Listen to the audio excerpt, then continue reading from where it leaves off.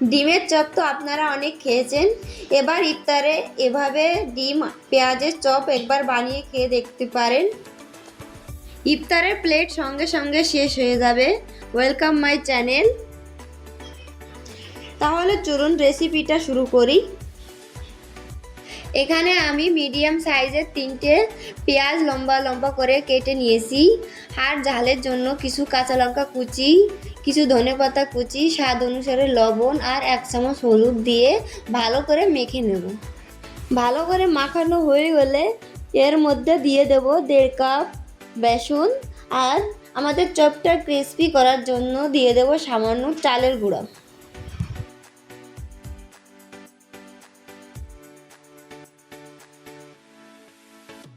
বেসন চালের গুঁড়ো দেওয়ার পরে সামান্য জল দিয়ে মিশ্রণটাকে ভালো করে মেখে নেব।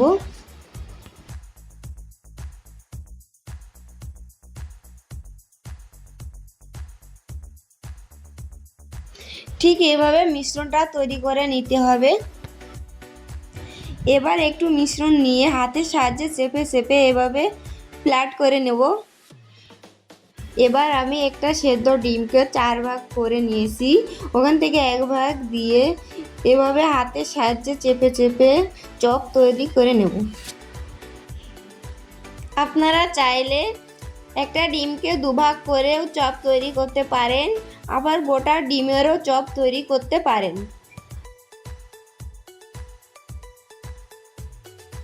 আমি ঠিক এভাবে সবগুলো চপ এক এক করে তৈরি করে নেব।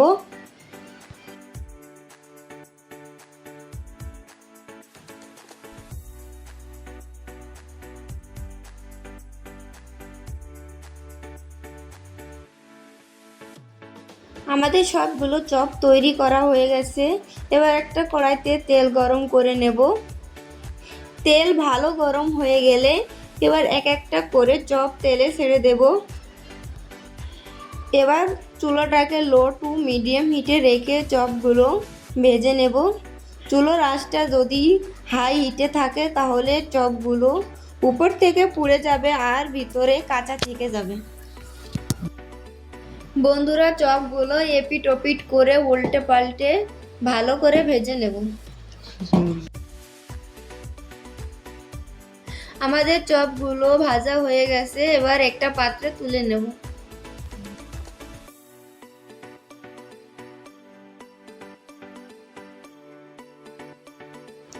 ঠিক এভাবে সবগুলো চপ ভেজে নেব। বন্ধুরা, আপনারা যদি এই ভিডিওটা ফেসবুক থেকে দেখে থাকেন তাহলে আমাদের পেজটাকে ফলো দেবেন, আর যদি ইউটিউব থেকে দেখে থাকেন তাহলে অবশ্যই আমাদের চ্যানেলটাকে সাবস্ক্রাইব করবেন। দেখুন বন্ধুরা, আমাদের সবগুলো চপ তো ভাজা হয়ে গেছে। আপনারাও বাড়িতে বানিয়ে দেখবেন, খুব সহজেই তৈরি হয়ে যাবে ডিম পেঁয়াজের এই চপ। রমজান মাসে ইফতারের সময় এভাবে একবার হলেও বাড়িতে বানিয়ে খেয়ে দেখবেন এই ডিম পেঁয়াজের চপ, খুব ভালো লাগবে। ভালো থাকবেন, সুস্থ থাকবেন, আর ভিডিওটা দেখার জন্য ধন্যবাদ।